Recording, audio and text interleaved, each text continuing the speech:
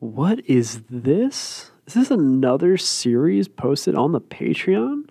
Is this a series that was actually talked about and teased and mentioned and actually is being released? Is this the same realm of unknown that I'm used to? Yeah, so I am actually doing stuff. I'm actually progressing with things. And this is a series that I teased last month or maybe even 2 months ago that I've kind of been brewing in the background for a little bit that I kind of wanted to make a part of stuff because I love talking about things. Love talking about things, especially if they're interesting and especially if they're bizarre. So, what's better than talking about personal bizarre stuff that's happened to me? And I'm going about titling it this way because obviously it makes sense. There's two S's. Welcome to the first installment of the new series here on the Patreon, little bonus series called SEPTA Stories. The name may evolve, so we'll see how that goes. But if you're unfamiliar with what SEPTA is, if you're not from the Northeast or specifically Pennsylvania, SEPTA is our, or at least Philly's regional transportation center or transportation organization. I believe it stands for Southeast Pennsylvania Transportation Association or Agency. And it's something that I take every day for work. I don't drive for personal excuses, but it's not really too necessary in my life, especially here in Philly. Commuting is not too hard, and it's definitely not as much of a hassle as it is in like New York or DC. Or other major metropolitan areas, because for the most part we have buses, but we have a lot of regional trains, and our subway system is literally just two main trains and then a few trolleys that pretty much turn into buses, and then like another third train that goes into Jersey. Like there's really no way that you can get lost with the Philadelphia sort of subway systems. And that's what I ride into work every day, back and forth. I've been doing it for years once I went off to college, but recently, for work purposes, I probably since 2019, I started working back downtown after I moved home, and then moving forwards, I commuted further out into the suburbs, and now I'm back in Philly, and I commute once again. So you get a combination of weird stories, weird times, weird moments when you are on the subway or you're on SEPTA, whatever you're using, and you have weird encounters with just the sheer amount of people that you interact with or you sit near.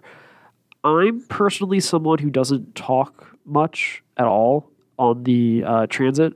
I keep my headphones on, I keep my hood up, I just ignore people for the most part. But it's very hard not to, notice certain people, especially if you're like on a train platform and people try to talk to you, which is annoying in a lot of ways, but it's something that you just have to deal with when it comes to transportation.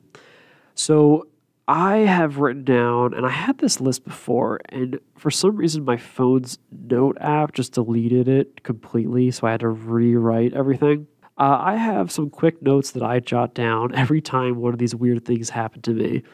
And I have been compiling this one probably for the better part of like 2, maybe 3 months, give or take.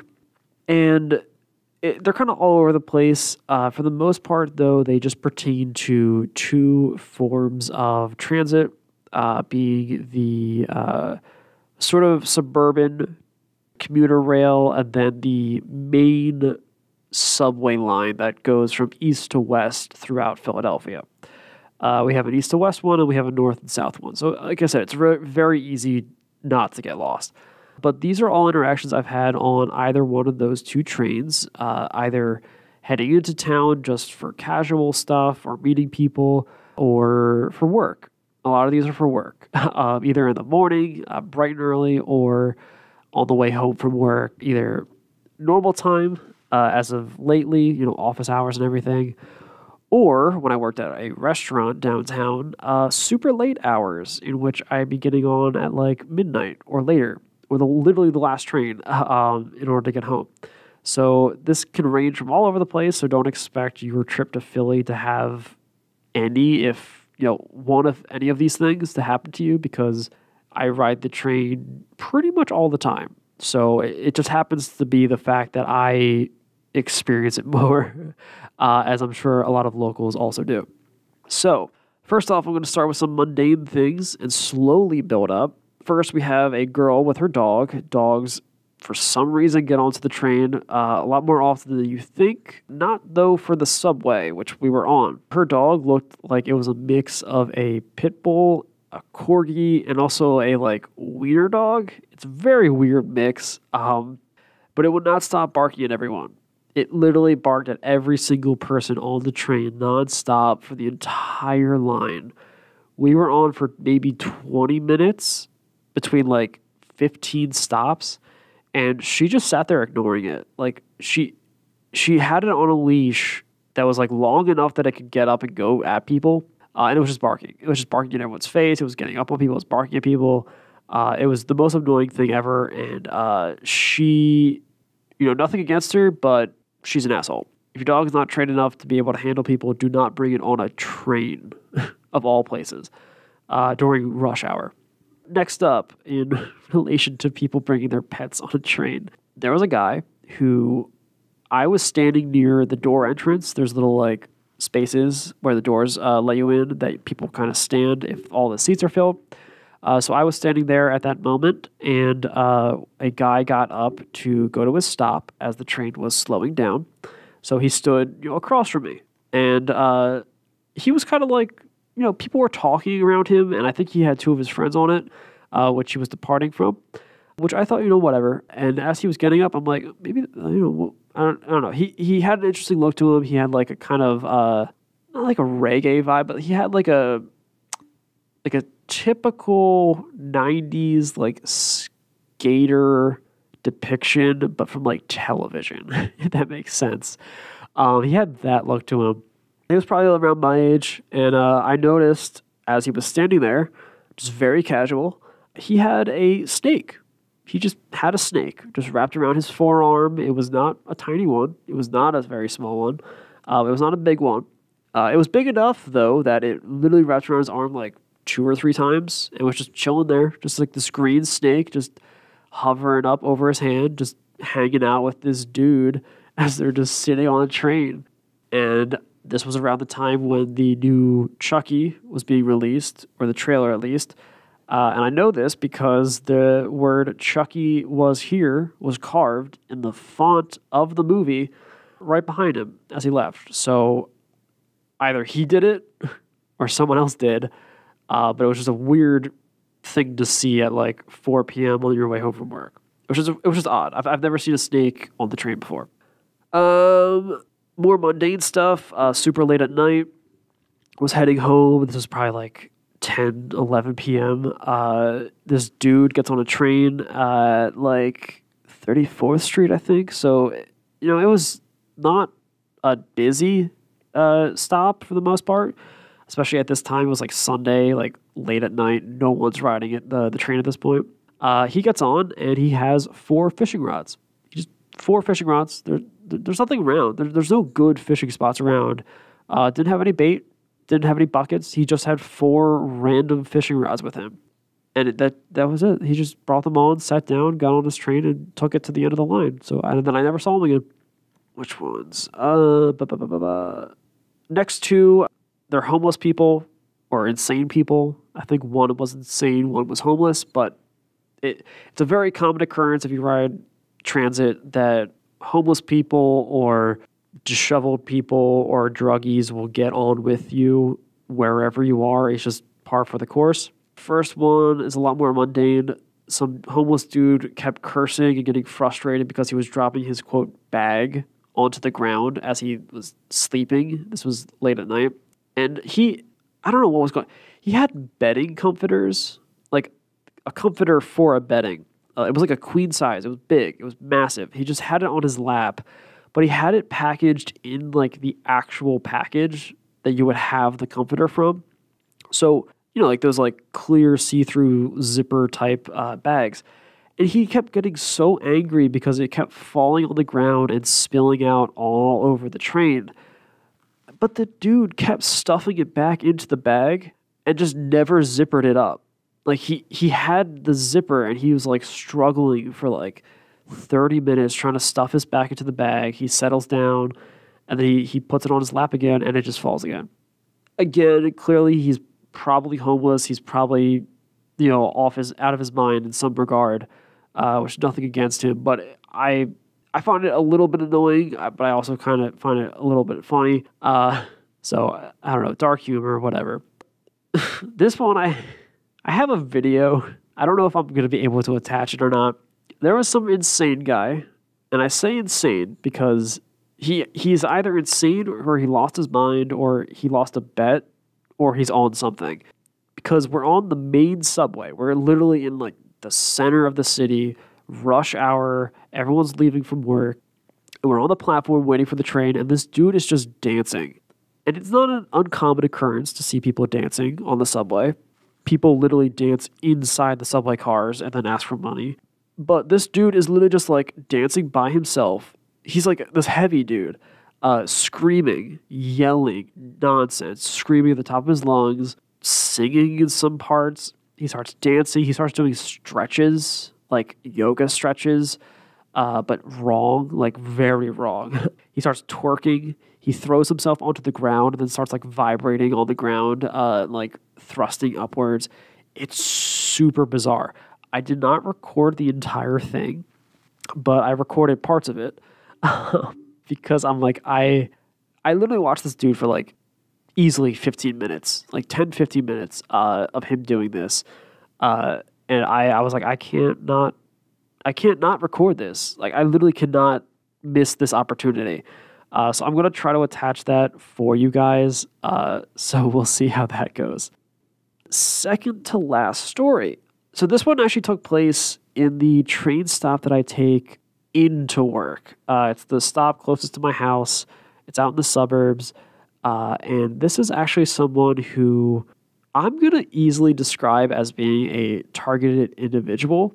And I actually mentioned this over on Twitter when this happened, which people actually reached out to saying that they were targeted individuals. So, okay. I did not follow up with them, so sorry. I doubt you're also a Patreon subscriber. So I know you're not because I know the Patreon subscribers. So this is lady who's just sitting there because the train is on a reverse course. So they're doing construction. So the northbound train or the northbound side is being used for the southbound train as well. So we're both sitting there. We're both waiting. The train goes by northbound, so we're going to have to wait for the southbound to come in. And this lady's just sitting there, and then she starts talking, and I'm like, oh, God, I didn't have my headphones in, so I'm like, okay, I have to talk. She's saying hi, and I'm like, hi, how's it going? Just, normal, casual conversations.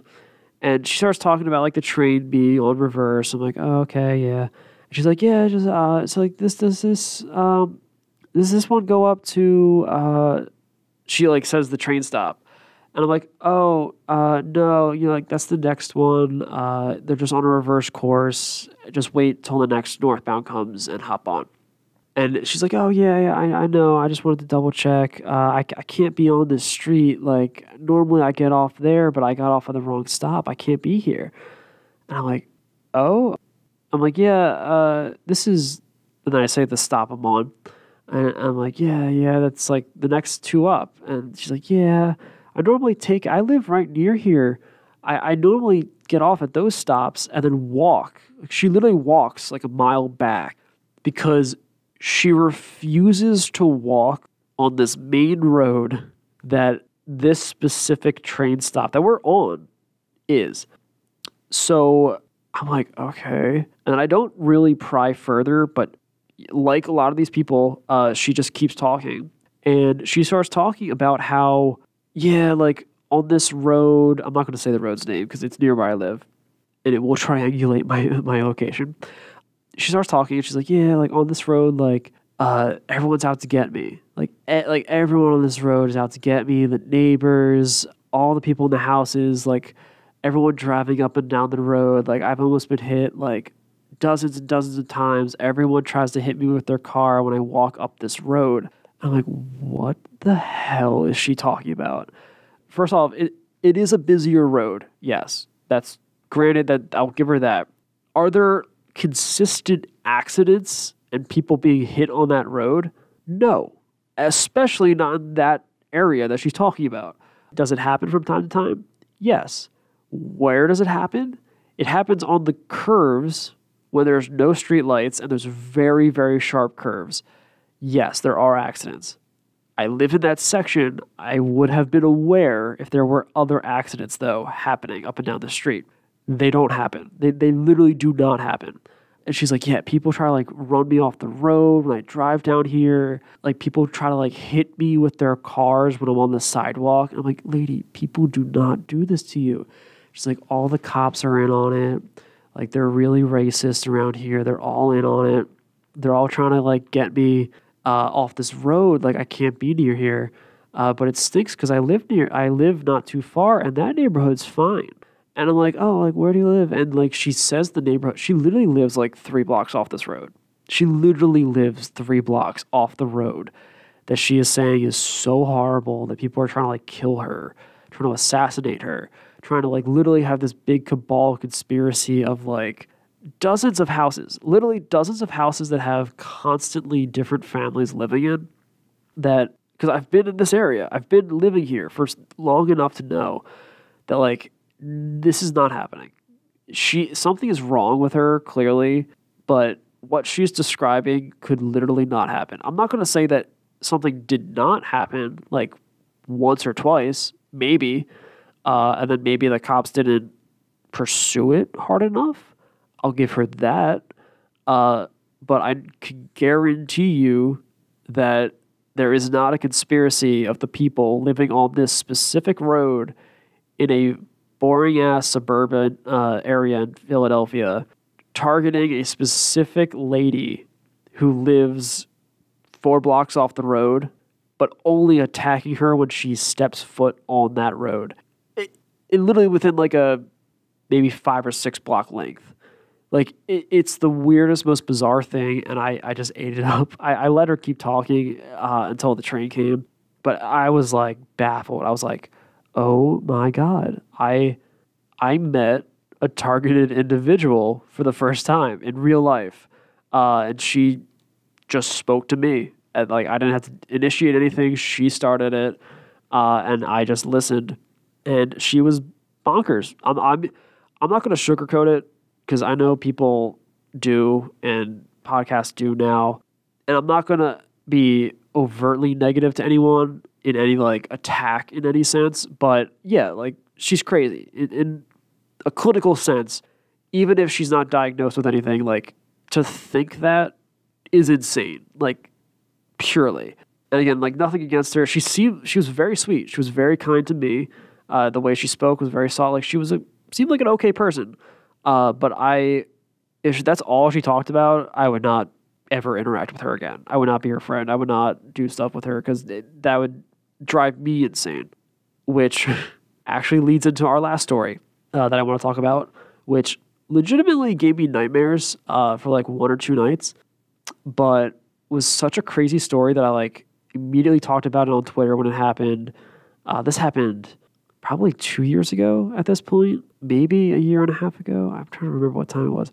It was either late 2019 or very early 2020 when this happened. Because I was working downtown, I was working at a restaurant, and during the weekends we close at midnight, and it takes an hour to clean up. So I get literally the last train out of town, and I'm waiting for the train to come up, and it does, and I'm like, okay, cool, it's pretty quick. I'm going to get back home. I'm going to be able to, hit the next train I need to catch on time. I'm not going to be late. Because again, by the time I get home, it's going to be like 2:30 in the morning. And I had to work the next day. So the train pulls up, and this is actually something I listened to recently in another podcast who was talking about subways and stuff. Someone had mentioned in that episode that they were talking about, mentioned in that episode of the New York subway that if it, what was it? They called it a poo train, essentially. In which if you see a train car for the subway slow down and there's no one inside of it. And you're like, oh, gee, that's awesome. Like, I don't have to stand near anyone. I'm going to be able to get a seat. This is perfect. Never take that to heart because chances are, and the way she described it, someone took a shit in that train. That is very much the case that happened here. But even worse, because as the train was slowing down and the car that I was going to go enter into was like just about to stop, I noticed why that specific train car was empty, because sitting in one of the back seats with his legs like up, like he's sitting on the chair, the tiny ass chair with his feet up on the chair, like in a little crouch position, is this dude, just some random like middle-aged white dude sitting there completely naked. And he just stares out the window as the train slowly creeps to an end. And we just make eye contact. And we both just like watch each other pass by. And that whole half of the train is just covered in vomit and like colors that I did not know could come out of a person. And there were no clothes. I did not see any clothing inside of the train car. So I don't know where they were. He either hid them somewhere or they're covered in vomit, but he was completely naked. And as the train slowed down, I was like, nope, no, I'm not going to do this. It's midnight. He looks deranged. Like his eyes were like bulging, like wide eye looking at me as it slows down. I'm like, no, I'm not going to do this. All right, I'm going to go to another train car, or just wait till another train. I'm going to wait till the last train because this was the one before. I'm like, I will get home late, and I'm fine with that. And as I'm like walking away, some other dude like is trying to pass and like get into the car, and I'm like, I put my arm up, and I normally don't ever interact with anyone, and I don't touch anyone ever. I put my arm up to block him. Like, no, I'm like, don't go in there, man. I trust me. Do not go in there. Something rough happened. I don't know what happened. Just don't go in that train.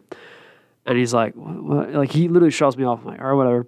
So I keep going, and I hear him like he's like, oh fuck, and he because like everyone near there is like, nah, they're gonna avoid that train. They're gonna avoid it. Lo and behold, the authorities have to get called because this dude does not leave the train. Everyone has to get onto the opposite platform. There's hundreds of people because now there's twice as many people on the platform.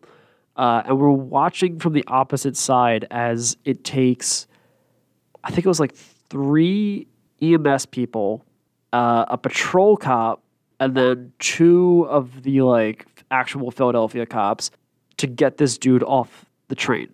It takes like literally 5 or 6 people to get him off the train so that they can depart that train and get it to the yard to get cleaned and stuff. This dude was high out of his mind. Like he had to be on something.